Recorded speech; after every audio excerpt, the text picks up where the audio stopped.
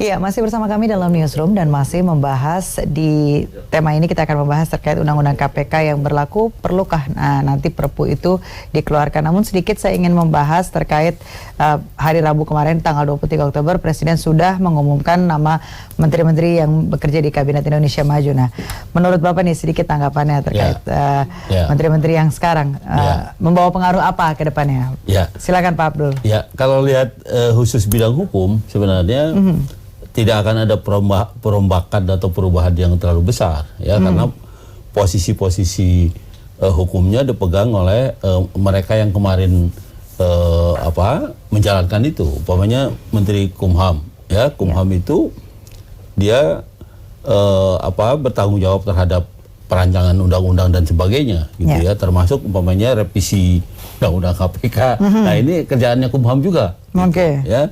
Itu satu. Di sisi yang lain, umpamanya ada Jaksa Agung. Ya, Jaksa Agung kemarin kita keluhkan bahwa Jaksa Agung sebaiknya jangan dari partai politik, gitu, karena pasti kewenangannya akan dimanfaatkan untuk sebesar-besarnya keuntungan bagi parpol yang bersangkutan, gitu. Ya, Jaksa Agung mestinya diambil dari profesional, paling tidak dari internal yang masih aktif, mestinya seperti itu. Nah, sekarang kan jaksa juga, tapi dia tidak aktif gitu, dan ternyata dia kerabatnya oligarki partai kan gitu.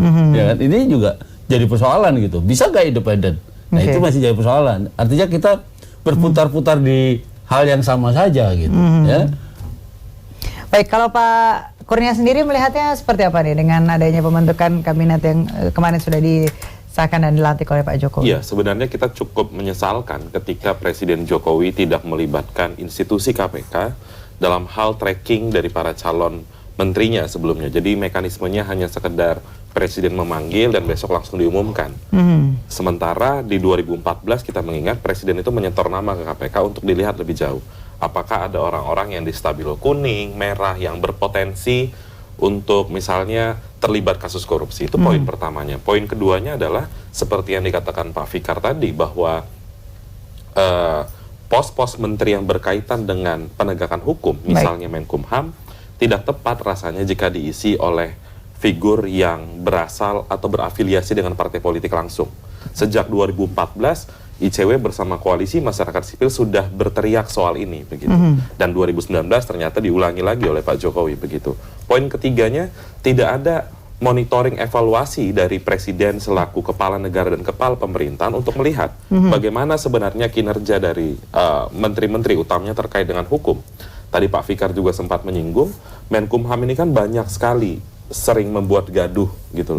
Mulai dari Undang-Undang MD3, selanjutnya yang terbaru ada Undang-Undang KPK, yang memang kalau kita melihat sikap Presiden kemarin di Undang-Undang KPK, Presiden sampai hari ini tidak menandatangani Undang-Undang KPK. Berarti kan Presiden tidak senang dengan draft yang sudah dikerjakan oleh Kumham dan juga DPR. Selain dari itu, yang kita juga cukup soroti soal langkah menuju ke pemerintahan jilid kedua Pak Jokowi, ketika Pak Jokowi pidato di DPR sama sekali tidak menyinggung soal penegakan hukum, khususnya tindak pidana korupsi.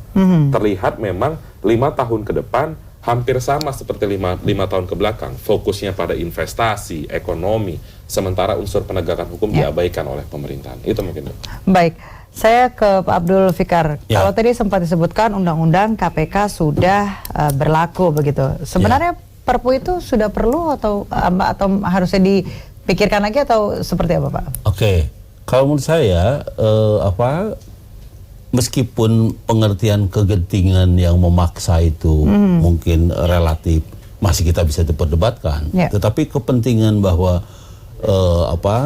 menghidupkan lagi, bukan menghidupkan, maksud saya kita kembali pada aturan yang lama dalam pengertian mendudukkan KPK sebagai lembaga independen itu masih relevan, itu masih penting gitu ya, karena perubahan revisi undang-undang yang sekarang itu ternyata umpamanya kalau saya juga ada mengacaukan sistem hukum.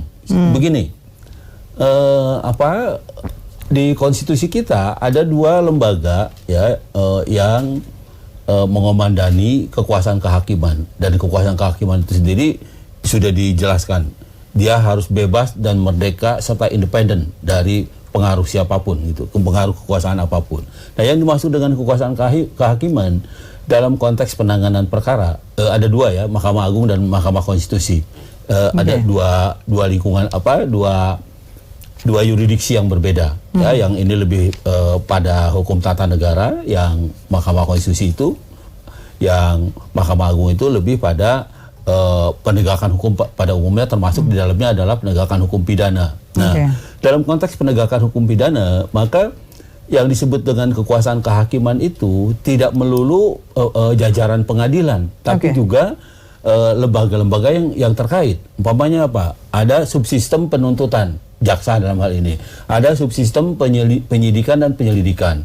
Nah, subsistem ini, sistem ini harus dijaga. Dia tidak boleh diintervensi, dia harus independen gitu. Nah, dua yang saya sebutkan tadi, ada kejaksaan, ada penyidik kepolisian.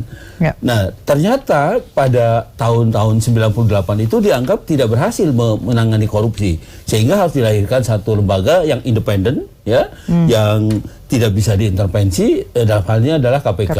Nah, itu yang kalau menurut saya mestinya ini dipertahankan gitu. Tetapi ketika KPK dirubah dengan undang-undang kemudian melahirkan ada badan baru yang namanya Dewan Pengawas, ini menjadi tidak jelas gitu.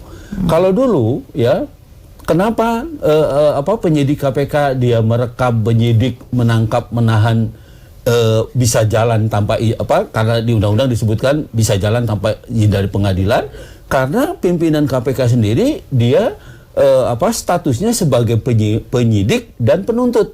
5 orang komisioner KPK itu ya, meskipun dia bukan jaksa, meskipun dia bukan polisi, dia kedudukannya sebagai penyidik dan penuntut. Nah, sehingga ketika aparatnya dalam hal ini penyidik di lapangan ingin melakukan penyadapan, ingin melakukan OTT dan sebagainya, mereka bisa kasih persetujuan karena sama-sama penegak hukum. Tapi sekarang ketika kita lihat Dewan Pengawas ya, itu nggak jelas. Dewan Pengawas itu penegak hukum atau bukan? Gitu.